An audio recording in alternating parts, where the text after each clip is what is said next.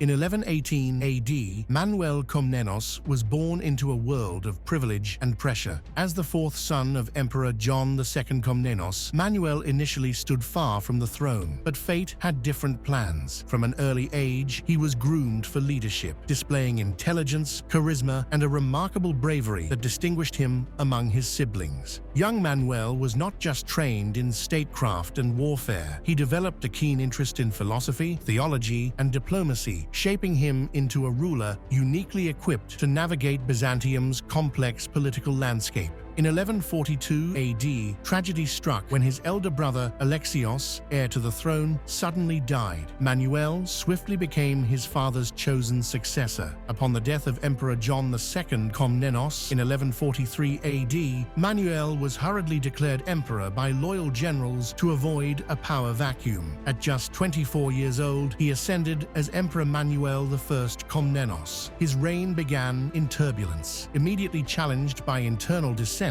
Manuel's first act was consolidating power ruthlessly yet pragmatically. He skillfully neutralized opposition, combining swift military action with political maneuvering. Once secure, he turned his gaze outward, driven by a visionary ambition to restore Byzantium's prestige. Manuel was perhaps the last Eastern Roman emperor to seriously envision restoring the empire to its former Roman glory. A romantic idealist, he pursued an aggressive foreign policy that involved ambitious military campaigns and elaborate diplomatic schemes. Notably, he sought alliances through strategic marriages, marrying princesses from Western Europe and sending diplomats across Europe, aiming to reunify the divided Christian world against common foes like the Seljuk Turks. His military exploits brought mixed results. While initially successful in regaining territories in the Balkans and asserting dominance in Hungary and the Adriatic, Manuel's ambitions eventually exceeded the empire's practical limits. His most significant triumph, the victory over Hungary in 1167 AD at the Battle of Sirmium, established temporary Byzantine supremacy in the Balkans. But in the east, his fortunes were less consistent. Despite some successful campaigns, including strengthening defenses along the empire's eastern frontiers, his efforts against the rising Seljuk Sultanate ultimately led to catastrophic defeat at Myriokephalon in 1176 AD.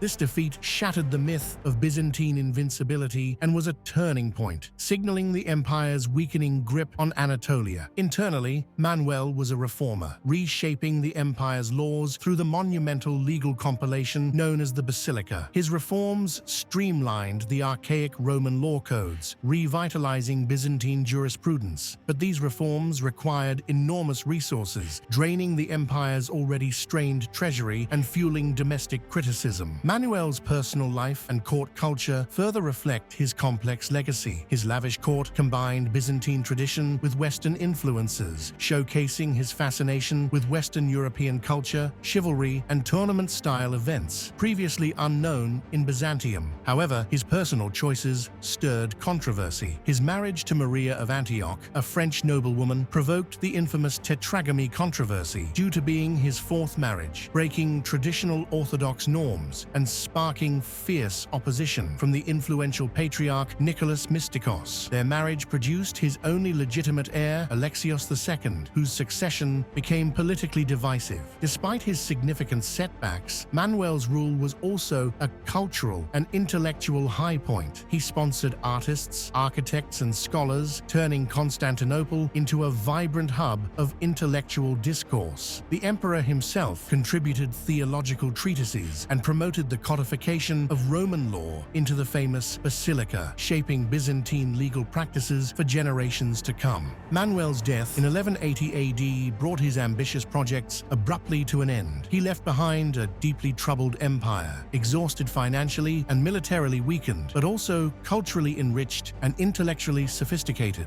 Although critics argue his ambitions overextended Byzantium's resources, it's undeniable that he dreamed on a grand scale, envisioning a united Christian empire capable of reclaiming its ancient glory. The contradictions of Manuel's reign encapsulate the complexity of Byzantine history itself, a mixture of glory and tragedy, idealism and brutal realism. Though his dreams largely crumbled after his death, his attempt to bridge East and West, however imperfect, echoed through history, influencing Byzantine attitudes toward Europe for centuries. Today, he remains remembered as Byzantium's last great visionary, a ruler whose ambitions defined, elevated, and ultimately strained his empire.